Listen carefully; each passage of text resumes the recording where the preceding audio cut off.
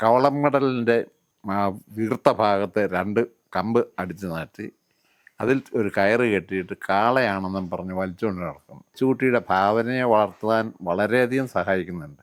പക്ഷെ ഇന്നാണെങ്കിൽ പ്ലാസ്റ്റിക് കൊണ്ട് അല്ലെങ്കിൽ അതുപോലുള്ള വസ്തുക്കൾ കൊണ്ടുണ്ടാക്കിയ കാളയെ പോത്തോ ആനയോ എന്ത് വേണമെങ്കിലും വാങ്ങിക്കാൻ കിട്ടും. സ്വയം ഉണ്ടാക്കാൻ, അതായത് അവൻ്റെ ക്രിയേറ്റിവിറ്റി വളർത്താനായിട്ട് ഇന്ന് മാതാപിതാക്കൾ ശ്രമിക്കുന്നില്ല. ഇന്ന് അതിനുള്ള സാഹചര്യം കുട്ടിക്കില്ല. എൻ്റെ ചെറുപ്പകാലത്ത് കളിപ്പാട്ടങ്ങളൊന്നും തന്നെ വീട്ടിൽ വാങ്ങിച്ചു തരില്ല. ഒന്നുമില്ല, വാങ്ങിക്കാനൊന്നുമില്ല, കടകളിലും ഇല്ല. എല്ലാം തന്നെ ഉണ്ടാക്കുക. മാവല, ഓലക്കാല്, ഈർക്കിൽ, ഇതുകൊണ്ടെല്ലാം കളിപ്പാട്ടങ്ങളുണ്ട്. കുട്ടികൾ തന്നെ ഉണ്ടാക്കുക. മാവല വളച്ച് ഒരു ഈർക്കിലി കൊണ്ട് കുത്തി അതിനകത്ത് അതിൻ്റെ 2 അറ്റത്ത് ഓരോ മച്ചിങ്ങയോ അല്ലെങ്കിൽ വെള്ളയ്ക്ക കുത്തി വെച്ച് അറ്റത്ത് മറുവശത്ത് ഒരു ചരട് കെട്ടി അത് കാറാണെന്ന് പറഞ്ഞ് വലിച്ചുകൊണ്ട് നടന്നൊരു ഓർമ്മ. ഇപ്പോഴത്തെ കുട്ടികൾക്ക് കാറ് എല്ലാം വാങ്ങിക്കാൻ കിട്ടും. അതുപോലെ തന്നെ കവളം മടലിൻ്റെ വീർത്ത ഭാഗത്ത് 2 കമ്പ് അടിച്ച് നാട്ടി അതിൽ ഒരു കയറ് കെട്ടിയിട്ട് കാളയാണെന്നും പറഞ്ഞ് വലിച്ചുകൊണ്ട് നടക്കുന്നു. അതും അവൻ്റെ ഭാവനയെ, ആ കൊച്ചുകുട്ടിയുടെ ഭാവനയെ വളർത്താൻ വളരെയധികം സഹായിക്കുന്നുണ്ട്.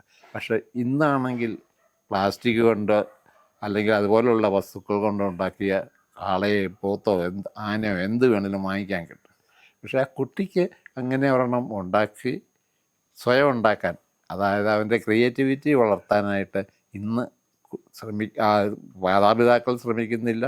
ഇന്ന് അതിനുള്ള സാഹചര്യം കുട്ടിക്കില്ല. എന്ത് വേണം, കാള വേണമെന്ന് പറഞ്ഞാൽ അന്നേരം തന്നെ വാങ്ങിച്ചു കൊടുക്കും. അതുകൊണ്ട് കുട്ടിക്കൊന്നും നേട്ടമില്ല. കുട്ടിക്ക് അല്പനേരം കളിക്കാം എന്നല്ലാതെ കുട്ടിക്ക് അവൻ്റെ ഭാവനയെ വർദ്ധിപ്പിക്കാനുള്ള ഒരു മാർഗവുമില്ല. ഇന്നത്തെ കുട്ടികളെ മണ്ണിലോ പറമ്പിലോ ചെളിയിലോ ഒന്നും ഇറങ്ങാൻ അനുവദിക്കുകയില്ല. അതിങ്ങനെ കണ്ടുപോയ അവനെ അന്ന് തല്ലി ശരിയാക്കും. പണ്ടങ്ങനെയല്ലായിരുന്നു. മണ്ണിലും ചെളിയിലും എല്ലാം കളിച്ച് കുട്ടികൾ പ്രകൃതിയുമായിട്ട് ഇണങ്ങിച്ചേർന്ന് അങ്ങനെ ജീവിച്ചിരുന്ന ഒരു കാലമായിരുന്നു അന്ന് ഞങ്ങളുടെ ചെറുപ്പകാലത്ത്. ഇന്നതിനുള്ള സാഹചര്യം ഉണ്ടെങ്കിൽ പോലും കുട്ടികളെ വിടുകയില്ല.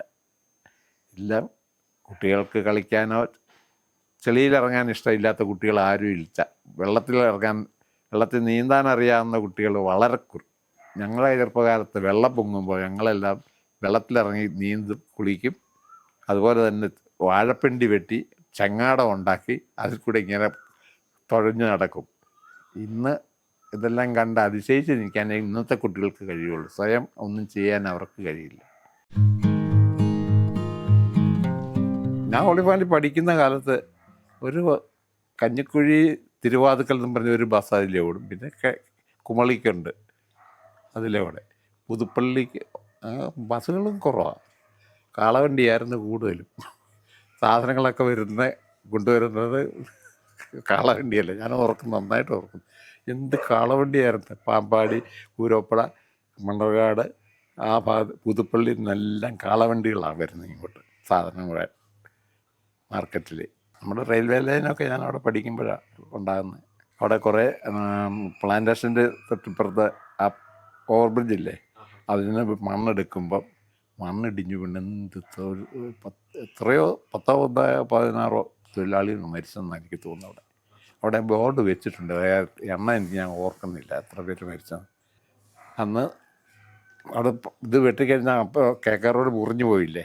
അപ്പം നടക്കാനായിട്ട് ഒരു കുച്ച് മണ്ണിട്ട് ഒരു വഴി ഉണ്ടാക്കിയിട്ടുണ്ടായിരുന്നു. എനിക്ക് വെറുതെ ഇരിക്കുന്ന കാര്യം വലിയ ബുദ്ധിമുട്ടാണ്. എൻ്റെ ചെറുപ്പകാലത്ത് അപ്പൻ മീൻ പിടിക്കാനായിട്ട് ഈർക്കിലി കൊണ്ട് മീൻ കൂടുണ്ടാക്കും. അത് ചകിരി പിരിച്ച് ചകിരി തല്ലി അപ്പം തന്നെ ചെറിയ വലിപ്പം കുറഞ്ഞ കയറുണ്ടാക്കും. എന്നിട്ട് അതുകൊണ്ട് ഇങ്ങനെ ഈർക്കിലി വെച്ച് കൂട് കെട്ടുന്ന ഞാൻ നോക്കി നിന്നിട്ടുണ്ട്. ഉപയോഗശൂന്യമായി കളയുന്ന പല വസ്തുക്കളും അതുകൊണ്ട് നമുക്ക് വേറെ പലതും ഉണ്ടാക്കാമെന്ന് എനിക്ക് ഒരു തോന്നൽ മനസ്സിലുണ്ടായി. ഞാനുണ്ടാക്കിയ ഒരു പൂക്കൊട്ടയാണ് ഇത്. ഈറയാണ്. ഞാൻ മോളുടെ വീട്ടിൽ പോയപ്പോൾ അവിടെ നിന്ന് കിട്ടിയ ഒരു കഷ്ണം ഈറ, അതുകൊണ്ട് ഞാനൊന്ന് ഉണ്ടാക്കി നോക്കിയ. ഈറ എന്ന് പറഞ്ഞാൽ ഈറ്റ. ഇത് ഞാൻ അല്പം പ്ലാസ്റ്റിക് ഉപയോഗിച്ചിട്ടുണ്ട്. പ്ലാസ്റ്റിക് കൊണ്ടാണ് ഇതിൻ്റെ വക്കൊക്കെ ഞാൻ കെട്ടിയിരിക്കുന്നത്. ഇത് ഞാൻ ഒരിക്കൽ ഇങ്ങനെ യൂട്യൂബിൽ നോക്കിയപ്പോൾ ചൈനീസ് അവരെത്തിയത് ഇതുപോലെ ഉണ്ടാക്കി വെച്ചിരിക്കുന്നുണ്ട്. അപ്പോൾ എന്തുകൊണ്ട് എനിക്ക് ഉണ്ടാക്കിക്കൂടാ എന്ന് ഞാനൊന്ന് ചിന്തിച്ചു. ഇങ്ങനെ ഒന്ന് ചെയ്ത് നോക്കിയതാണ്. കുഴപ്പമില്ല, നല്ല ഭംഗിയുണ്ടെന്ന് തോന്നുന്നു. ഇത് ഈറ്റ കൊണ്ടുണ്ടാക്കിയ ഒരു പെട്ടിയാണ്. ചെറുതായിട്ട് ഈറ്റ കീറി എടുത്തിട്ട് അത് പശ വെച്ച് ഒട്ടിച്ചിരിക്കുക. ഇതിൽ ആണിയോ വിജാഗിരിയോ ഒന്നുമില്ലാതെ തന്നെ ഞാൻ നിർമ്മിച്ചതാണ്.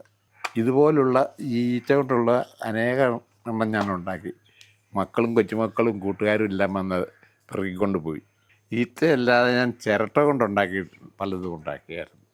അതിൽ ഇവിടെ ഇപ്പോൾ ഇത് മാത്രമേ ഉള്ളൂ. ചിരട്ട കൊണ്ടുണ്ട്. ചിരട്ടയും പ്ലാസ്റ്റിക്കുമാണ്. ഇത് പൈപ്പിൻ്റെ കഷ്ണം, ഇതൊരു കുപ്പിയുടെ അടപ്പ്. ഇത് ഒരു പൈപ്പിൻ്റെ കഷ്ണം ഇവിടെ കിടന്നു. അപ്പോൾ അതുകൊണ്ട് എന്തുണ്ടാക്കാമെന്ന് ഇങ്ങനെ ആലോചിച്ചപ്പോഴാണ് ഒരു ചെടിച്ചട്ടിയോ ഒരു തൊട്ടി പോലെ ഒരെണ്ണം ഉണ്ടാക്കാം എന്ന് ഞാൻ കരുതി. പൈപ്പ് ആക്സോ ബ്ലേഡ് കൊണ്ട് കണ്ടിച്ച് വയറ് കൊണ്ടാണ് ജോയിൻ ചെയ്തിരിക്കുന്നത്. ഒരു പൈപ്പിൽ നിന്ന് വെട്ടിയെടുത്തതാണ് ഇത്. വെട്ടിയെടുത്തിട്ട് ഒരു ഷേപ്പ് വരുത്താൻ വേണ്ടി ഞാനത് അല്പനേരം വെയിലത്തങ്ങിട്ടു. കുറേ സമയം കഴിഞ്ഞപ്പോൾ വെയിൽ കൊണ്ട് ഇതിന് ഒരു വഴക്കം കിട്ടി. ഞാൻ പിന്നെ അതങ്ങനെ ബലമായിട്ട് പിടിച്ച് അതിങ്ങനെ വളച്ച് തന്നെ വെച്ചു. അത് ക്രമേണ എങ്ങനെ തന്നെ ആ ഷേപ്പിലേക്ക് നിന്നു. ഇത് ഞാൻ തന്നെ ഉണ്ടാക്കിയ ഒരു തവി, ഒരു ചെറിയ സ്പൂൺ. ഇതിപ്പോൾ ഞങ്ങൾ ഉപയോഗിക്കുന്നുണ്ട് കേട്ടോ.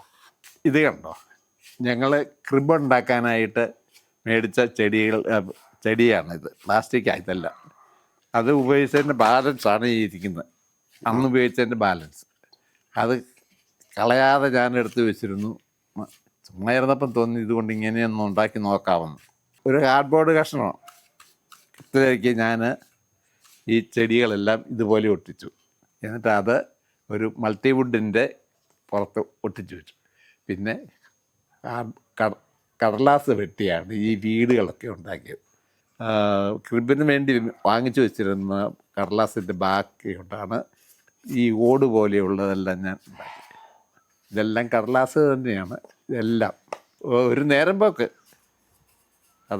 ഇതും ഞാൻ ഫേസ്ബുക്കിൽ ഇട്ടിട്ടുണ്ടായിരുന്നു. ഫേസ്ബുക്കിലും യൂട്യൂബിലും ഒക്കെ ഉണ്ടായിരുന്നു. സോഷ്യൽ മീഡിയ ഞാൻ ഉപയോഗിക്കാറുണ്ട്. എനിക്ക് വാട്സാപ്പുണ്ട്, വാട്സാപ്പ് ഗ്രൂപ്പുണ്ട്.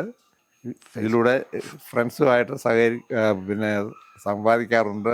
പല കാര്യങ്ങളിലും ഞങ്ങൾ സംസാരിക്കാറുണ്ട്. അതുപോലെ തന്നെ കുട്ടികളുമായി അഭിപ്രായങ്ങളും അവരുടെ ആശയങ്ങളും ഒക്കെ പങ്കുവയ്ക്കാറുണ്ട്. പഠിപ്പിച്ച കുട്ടികൾ. പിന്നെ ഫേസ്ബുക്കുണ്ട്. കൂടുതൽ സമയം ഇങ്ങനെ ക്രാഫ്റ്റ് കണ്ടിരിക്കാനാണ് ഇഷ്ടം. യൂട്യൂബിൽ ഞാൻ ഇങ്ങനെ നോക്കി പലതും ഒക്കെ കണ്ട് അവരുണ്ടാക്കുന്ന പലതും കണ്ടു. അതൊക്കെ ഞാനും അനുകരിക്കാനായിട്ട് ശ്രമിച്ചിട്ടുണ്ട്.